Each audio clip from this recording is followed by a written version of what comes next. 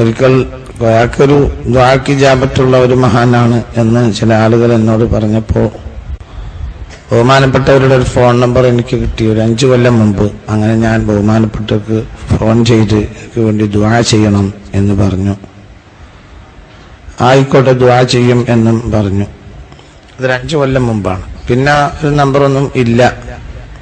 പിന്നെ കോയാക്ക എന്ന മഹാനവർകൾ ഇവിടെ ഉണ്ടാവുന്ന ഒരാളാവും എന്നും ഞാൻ വിചാരിച്ചു. അങ്ങനെ അവര് കാണാൻ കിട്ടാൻ പോലും പ്രയാസമുള്ള ഒരാളാണെന്നൊന്നും എനിക്കറിയില്ല. നമ്മളിങ്ങനെ നടന്നു പോകും പല നാട്ടിലും, പക്ഷെ അതിൽ ഒരുപാട് അസ്രാറുകൾ അതിലൊക്കെ കിടക്കുന്നുണ്ടാവും. നമ്മളെപ്പോലത്തെ ആളുകൾക്ക് അറിയൂല, വളരെ കുറഞ്ഞ വിവരമുള്ള ആളുകളാണ്. പിന്നെ അള്ളാഹു ചില സന്ദർഭത്തിൽ ചില കാര്യങ്ങൾ നമുക്ക് തുറന്നു തരും. അങ്ങനെ ഒരു തുറന്നു തരലായിരിക്കും ഞാനിവിടെ വന്നത് എന്ന് ഞാൻ മനസ്സിലാക്കുന്നു. അള്ളാഹു സുബ്ഹാനഹു വ തആല എല്ലാവരും സ്വീകരിക്കട്ടെ.